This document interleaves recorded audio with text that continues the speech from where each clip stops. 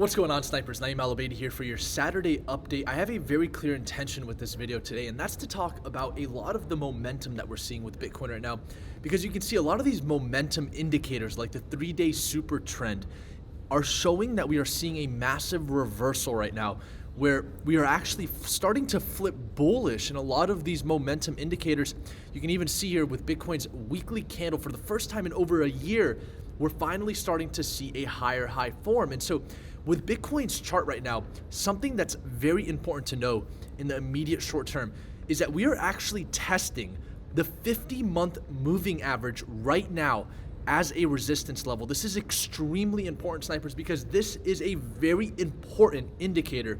This is 50 months worth of price data, and we are now testing the average price of Bitcoin over a span of 50 months, not 12 months, which is 1 year, or 24 months, which is 2 years, but we're talking 50 months, over 4 years of price action for Bitcoin. We are now testing this extremely important resistance level. So at this point, I think it's very important to keep this in mind. Bitcoin is actually facing major resistance right now. Yes, we've seen strong momentum over the last few days. We may even see a golden cross here very soon with this short-term moving average, the 50-day, about to cross above this long-term moving average, which is the 200-day, indicating a potential golden cross.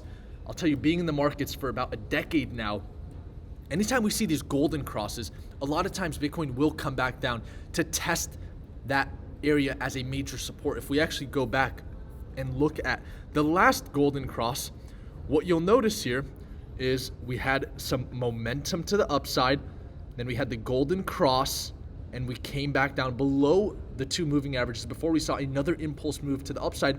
Very similar to the type of price action we were talking about yesterday with the short liquidations. Remember, the amount of short liquidation, snipers, that we are seeing right now is only in comparison to the amount of short liquidations that we saw here in August of 2021.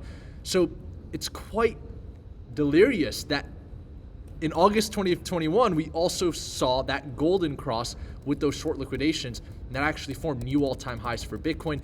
On some exchanges it didn't, like the Grayscale Bitcoin Trust, for example, didn't form a higher high like Bitcoin's spot pairing did. If we look at GBTC, for example, you'll notice that, you'll see that it wasn't necessarily congruent across the board, but the point is we were forming a lower high or either a higher high depending on what chart you were looking at. Of course, the Grayscale Bitcoin Trust is not like buying spot Bitcoin, and so that's something very interesting. I'll actually just pull up the chart here for you so you can see it. You can see we formed a lower high when it comes to the Grayscale Bitcoin Trust, unlike Bitcoin's spot pairing where it formed a higher high. You can see we had a high and then a lower high with the Grayscale Bitcoin Trust. Even with Bitcoin futures, when Bitcoin topped out, we actually saw a higher high. And so, you know, it's either a higher high, a lower high, however you want to look at it, depending on what chart you're looking at. But the point is, number one, we've got this golden cross about to happen here. The 50-day moving average crossing above the 200-day moving average. In the past, that has typically been where we've seen the momentum kind of slow down until we start to see further momentum. And a lot of these long-term moving averages are starting to indicate that we are potentially going to see continued upside, especially with this super trend indicator, which really it takes the momentum, because Bitcoin has been able to buy time at these lower levels and it's seen such accelerated momentum in a short span of time. This has flipped this indicator to bullish, and you'll see that across the board with a lot of these momentum indicators. And so Bitcoin right now is testing its 50-month moving average. It's also finally reached our price target here on the Snipers channel of 24,300. It's getting there. It's at 23,400. So maybe $1,000 right now away from its extremely important resistance level. So Bitcoin is certainly coming to face major resistance. And I don't know if you guys caught this yesterday. For those that watched our whole video, this is the first time that we are actually seeing institutional sell pressure for Bitcoin. If we go into the volume, which, remember, market structure is very important, right? I teach this all the time on the Snipers channel. Market structure is number one. That's why we predicted the breakout target based on this falling wedge being right around that $25,000 level, because market structure is number one. But number two is volume and price action, right? and number 3 is overall trend. But if we look at volume here, notice how on the 6-hour chart, for the first time, in the 6-hour chart I like to call the institutional time frame, we are seeing the same amount of sell pressure as the amount of buy pressure that has brought us up to this range. So does that mean we have to start taking short positions? Well, I think that there's a better risk to reward for a short position here than a long position for sure, because with a short position, you can easily set up that stop loss here right above that major resistance at 24,300. So let's say you were to take a short position, I would say stop loss at 24,300 with a target of that 200-day moving average as a test of support where we come below 20,000 US dollars to fill that CME gap. We're talking a pretty good risk to reward ratio here of 1 to 4 pretty much. So 15% upside to 3% risk here. And with a long position, I just cannot justify that at these price levels because of the fact that we have this major area. I mean, where are you going to set up your stop loss, right? And so the long position was supposed to come in at 17,200, which is why we let you guys know as soon as we had one daily candle confirmation above 17,200, we knew what the next price target was, which was going to be that $24,300 level. And so very interesting to see this, snipers. And then during Asian market session last night, we saw Bitcoin move up past 23,000. And what was interesting is it wasn't because of Asian market session that happened. It was actually because the Ethereum to Bitcoin chart actually started to sell off. You can see new yearly lows for the Ethereum to Bitcoin chart. That's not necessarily a positive thing to see with the assumption that we're entering into another bull market, because with the Ethereum to Bitcoin chart or any Bitcoin pairing against an altcoin, if it's selling off, that's not new money coming into the market. That's just market makers manipulating the market, moving money around the market, money that's already been in the market. So this isn't any new liquidity coming to the market, and you can clearly see that with Bitcoin dominance pushing up now above 44%. We're seeing a very strong push to the upside here, and it looks like Bitcoin dominance is trying to get towards that 200-week moving average as we've been monitoring here. So Bitcoin testing a major level. We'll talk about Ethereum real quick. We haven't looked at Ethereum's important range here in a while.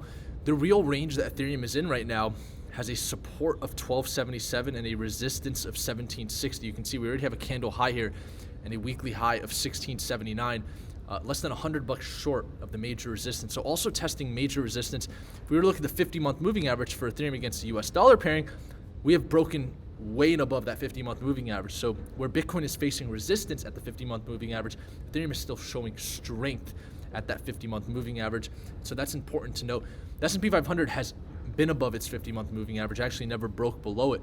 The only reason Bitcoin decided to break below that 50-month moving average was because of what happened with Luna, and then that trickled down to Three Arrows Capital, and then what we saw with FTX and Celsius and BlockFi, causing us to really lose that 50-month moving average. But now we're testing it again. Very important level. A lot of resistance coming up here, around $24,000, $25,000. And so what I'm expecting is a slowdown in momentum, especially with this 6-hour institutional sell pressure.